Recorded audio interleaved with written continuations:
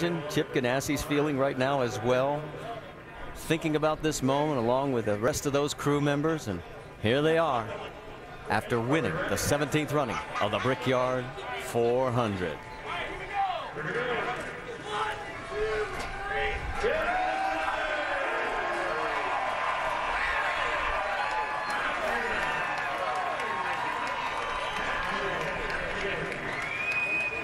I can assure you, in respect to all the drivers' wives that had the opportunity to do that, that is a wonderful kiss right there. That is the culmination of a lot of hard work and effort on all of those guys' part. And that's what's so great, is all the people that help make it possible. Not all of them, because there's still some that obviously with the guys we talk about at the shop, but these people all had a huge hand in making it happen, and they can help celebrate right here. Chip just got bumped off. I can't imagine how Chip feels right now. This is such an accomplishment for him. While they continue to take the photographs, changing all the hats that the process goes through, let's take a look at the updated chase for the 12 spots for the chase after 20 races. And look at Greg Biffle right now in that 11th spot. Is boy, he has made himself a player again in the top 12. Let's talk to him, Doc. Well, Greg Biffle logs a career best third place finish at the Brickyard. And Greg, when the day began, did you have any idea that your car would be this competitive and run this well? Well, we're certainly hoping it would. Last year we finished 4th here with a similar setup, a little bit different this time. But, you know, pretty happy we could run with a 42. I was excited about that. 3M piston earplug Ford Fusion, really good. Engines just ran great. Just wanted to get 4 to win. You know, I mean, we're going to have to take some chances, and I guess 2 tires is what we're going to have to do one of these days. The final call there, you took 4 tires, others took 2. Who made the call? And now when you look back on it, obviously, if you'd have taken 2, would it have made a big difference? Yeah, I think we would have probably, you know, anybody could say we could have won, but, you know, I think 2 would have been the right call. We could have raced with the 1. We were about as good as the 1, maybe a little better than the 1, but about the same as the 42. So 2 tires probably would have put us up front, and we could have duked it out for the win. But, you know, great run, good top 3 finish for us. Didn't gain a lot in the points. A lot of guys finished right around us. We're racing for the chase, but still a good day. Hey, congratulations on another great day, bud. Thank you. All right, Doc, thanks. So Greg Biffle's comments there on finishing 3rd. And as we watch the celebration continue out by the Yard of Bricks, in the pit studio with Rusty, Brad, and Ray to kind of put a button on some of the stories we talked about before the race started on NASCAR Countdown. Rusty, the Penske effort today. Yeah, absolutely. Roger didn't get a win again here at the Brickyard 400. They tried really hard. They had a great-looking car, just couldn't quite get the handle on it. Yeah. You got to feel for him. You know, we talked about him on our Countdown show. They gave it another run at it, but hey, got to try it again next year. Yeah, that's right. And Brad, we talked about Jeff Gordon. Yeah, we talked about Jimmy Johnson. We talked about Denny Hamlin. Wow, I'm going to tell you what, for Jeff Gordon, the day really never got started very well. But for Jimmy Johnson, the day just unraveled. He was extremely quick early on. We thought he was going to be a threat to Montoya, and he just ended up going backwards all day long. Same for Denny Hamlin. Got a lap down, fought his way back, just couldn't quite get in the mix. Tough day for those 3 gentlemen. And Ray, the Ganassi story. He wound up getting the trifecta, but it wasn't with the driver most of us thought, but it was with the guy you thought. Well, the Ganassi organization has got depth, and Chip runs so good here, and it's really neat. Congratulations, Chip. It's great to see be part of history, but all along, you know, knew that 42 was fast, but as I said, that one car, Jamie McMurray and the group had portrayed confidence all week long, worked on their car. Jamie just had some bounce in his step, and I knew that if that 42 were to falter, that the 1 could be there to pick it up. That's a sign of a great race team. Going to have to start calling him Majors McMurray yeah, at the minute. So Jamie McMurray celebrating the win here at the Brickyard 400.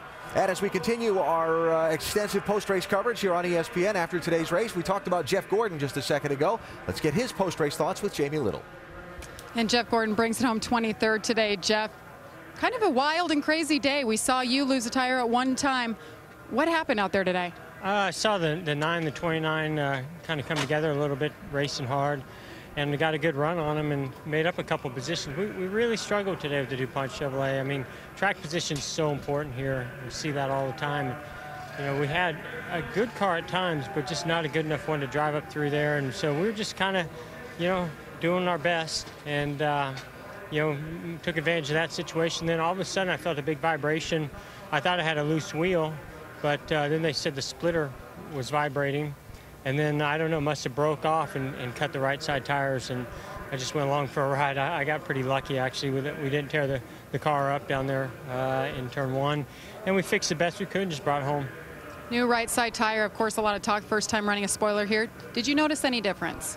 Well, you know, I mean, there's a huge difference from what we used to have. I mean, this tire lasts no problem. I mean, the tire issue we had was purely because we ran over something. So, you know, I give Goodyear a lot of credit from that sense, but, you know, we're really struggling trying to pass out there. And I mean, my car didn't feel any better on lap 1 than it did on lap 15. So, you know, I think there's some things they can do to improve it if they can keep the wear good. But, you know, right now I think with this surface here at Indy and our cars, and as much as we, you know, eat up right side tires, I think this is probably the best of both worlds.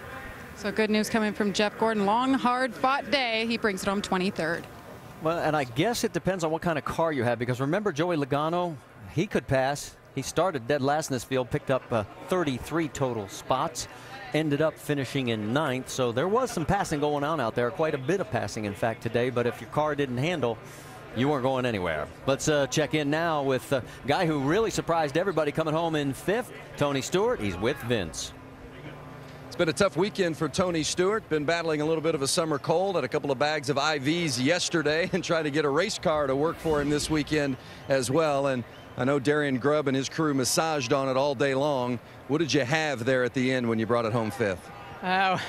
The 2 tires got us some track position at the end, but we were a little bit too free back to the gas. But I'm so proud of Darian and these guys on this Old Spice Office Depot team.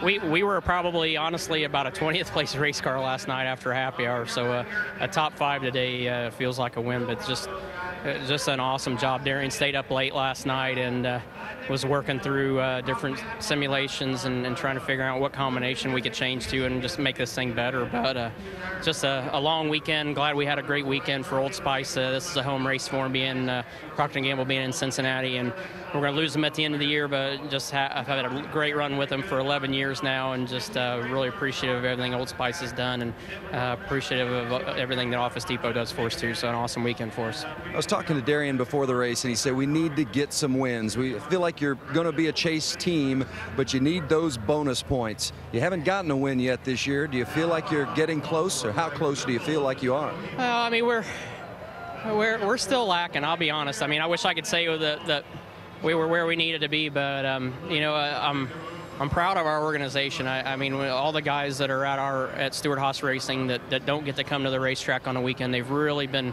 working hard, and the engineers have been working long hours and staying afterwards each day, just trying to make us better. And you know, that's all as a driver, and especially as a car owner, that's all you can ask for is the hard effort these guys are putting forth. The Indiana fans were cheering for him today. Smoke brings it home 5th at the Brickyard. Got everything he could out of that ride today, did a great job, and there is your race winner. In fact, for Jamie, 16 laps led, is the second fewest laps led by a 400 winner. Guess who had the fewest? Yeah, if you guessed Dale Jarrett, you're right. He led 11 back when he won here in 1996. And of course, you want to talk about an interesting day. How about Kyle Busch? Remember, he was involved in that first lap mess, and Jamie Little's caught up with him. And Kyle Busch brings it home 8th today, but after lap 1, Kyle, it looked like your day could have ended. There was a multi-car wreck. How did you guys fight back from that? I'm unsure, but we just gave it all we had. You know, I don't know what happened there on that first lap. I just lost it, I guess. And fortunately, we didn't get hit by many other cars. Just the 77 just barely touched us, and minor repairs to the car. But car drove well. It was really good. Just in traffic on the initial restarts and stuff, it was real edgy. But once we got single filed out, car drove pretty good. So thank Dave and all the guys on this M&M's Camry. They gave me a pretty good race car today. So fortunate for the month that we've had, we got back out here with a solid top 10 finish. So also just a special promotion for the Kyle Busch Foundation. If you go check out rowdybusch.com, purchase some stuff. It all's tax-free, and you know, hopefully we can get some sales for the Kyle Busch Foundation. And Kyle, this weekend you had a new spotter, Eddie DeHaan, your interim spotter as of now. How'd it work out, and are you going to keep him on board? Things went well. You know, Eddie was with me for all 3 races, and he did a great job. You know, we're going to go out, have some lunch later this week, and talk about a couple things on how he did, how I liked it, and what maybe Dave wants to hear different or something like that. But so far, so good. Solid day for Kyle Busch. Thanks, Kyle. Yeah, and he needed one because if you look back over the last few races, in fact, last 6, in fact, there are the numbers, guys. Yeah, and just as Jamie pointed out, it could have been devastating. That first lap spin that he had there in turn 2, could have gotten hit by other cars and had another one of those 40th place finishes, and that would have been bad.